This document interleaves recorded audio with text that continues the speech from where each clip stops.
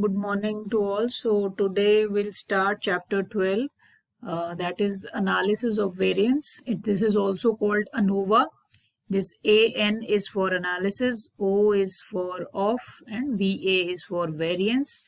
As we all know, variance is square of standard deviation. In this technique, basically, the basic thing is when we have to compare two means of two datas, and then we go for t-test, and when we have to compare more than two means, then we go for ANOVA technique. The basic principle of this technique is that the total variation in the data is broken into two components. One is which can be attributed to chance, or which is due to random variation which we cannot reduce, or other part is which can be attributed to specified causes. So we are interested in the second part. We have to find the variation in the which can be attributed to specified causes. So if we have got three groups, suppose three batches, and I have got marks of three batches, so of 50 students each, so there will be a variation in within 50 students, and there will be a variation between the groups. So what we do is we calculate F ratio here by this. We calculate mean squares between the groups, and we calculate mean square within the group and compare. And if this F ratio is greater than, it is generally greater than 1, and we compare the calculated F value with the table F value of 95% at 95% confidence level, and according to the procedure of hypothesis testing, we do all the steps and conclude about the yes, the difference is significant, or no, the difference is not significant between the means.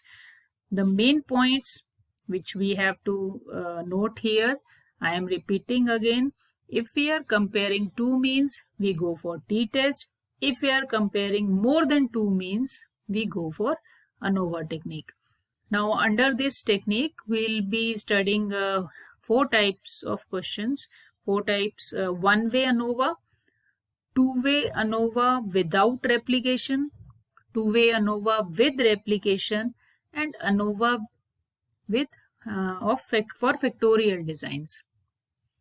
So we'll be understanding these four terms when we'll do the questions. Now the second part, which we can extend the ANOVA question, is when suppose we get the answer yes, there is a significant difference between the means, then between which two means there is more significant difference and there is less significant difference. For that, we'll be studying two procedures. One is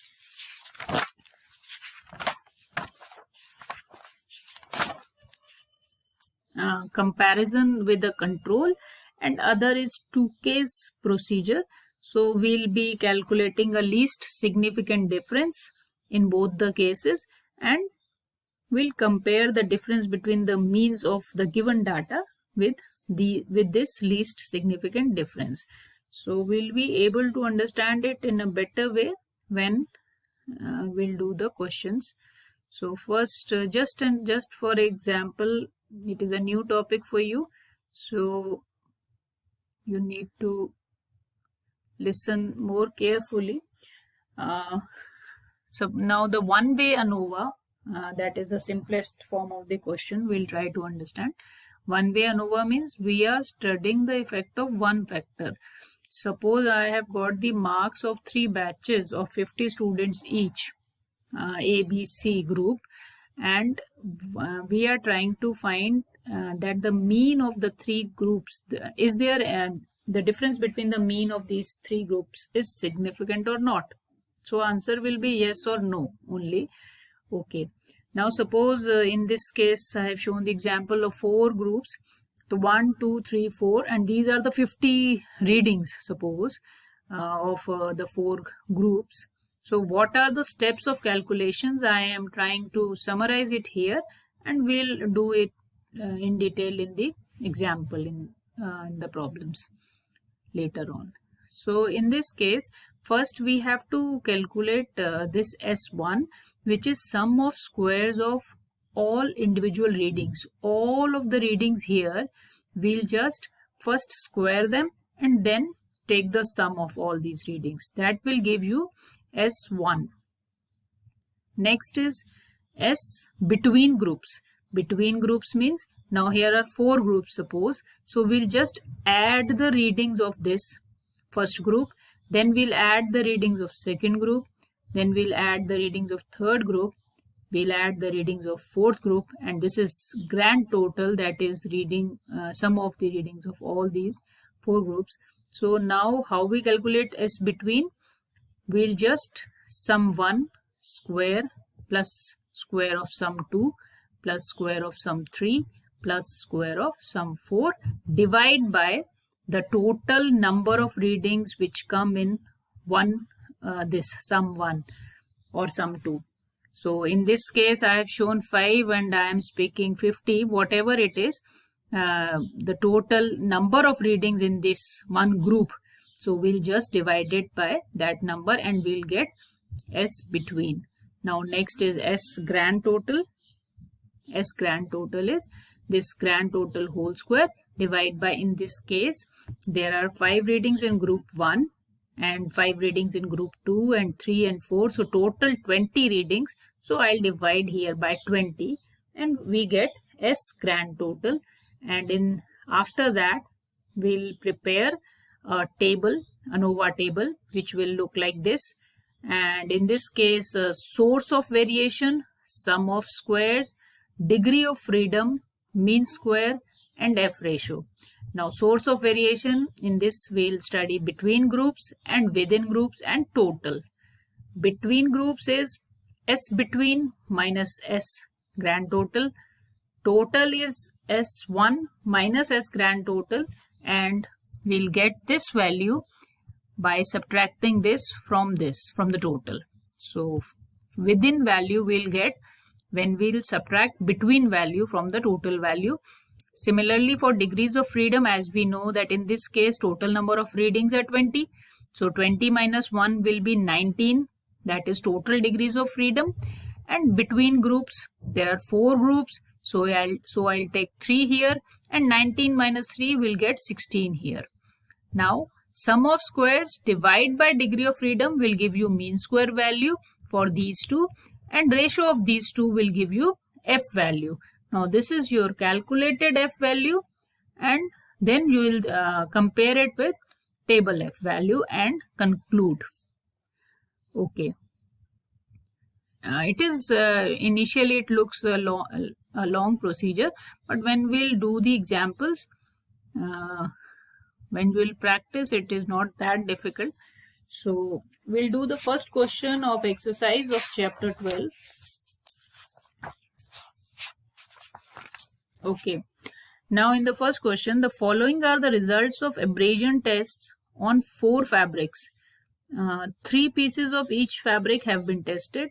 So there are 4 types of fabrics, 1, 2, 3, 4, and results of abrasion resistance are given. These 26, 23, 24, these 3 readings of 4 fabrics. We have to carry out an analysis of variance on these data. So the process was, first we need to calculate S1, which is sum of squares of all individual observations. I have done it here. So please do and match the readings. Next is S fabric. Now we have 4 fabrics. So 73 is the sum total of first fabric, 70, say 56 and 56. These are sum totals of all the 4 fabrics. So I will just take the squares of these 4 values, add them, and each reading is made from 3 readings. So we will divide it by 3. Now next we'll get S fabric here. Next is S grand total, which is square of grand total divided by total number of observations. Here we have got 4 fabrics and 3 readings each. So total number is 12. and grand total was 255, so we get this 5418.75. Now we'll prepare the ANOVA table. Now ANOVA table, source of variation between fabric types, within fabric type, and total. Now between fabric type is S fabric minus S grand total, you will get this 81.58, and then S1 minus S grand total, you will get this 102.25, and subtracting 81.58 from 102.25 will get this within treatments value.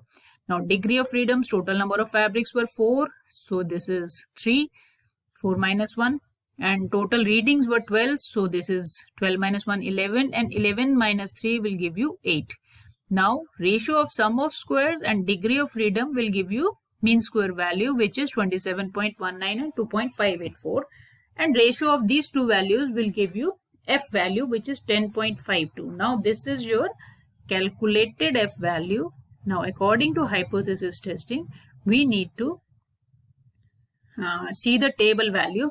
So we'll see the table value of F at alpha is equal to 0.05 for 95%, and K1 is this 3 and K2 is 8.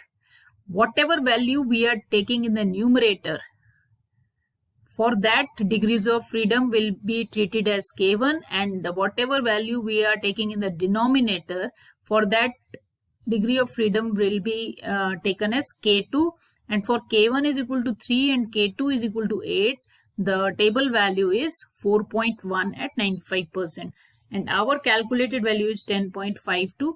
So answer is, as calculated value is higher than table value, answer is yes, the difference between means is significant at 5%, at 95% confidence level. Okay, practice this one question again and again, then only you will be understand the basic concept of ANOVA, and we'll continue the other 3 types of ANOVA questions in the next class. Thank you for today.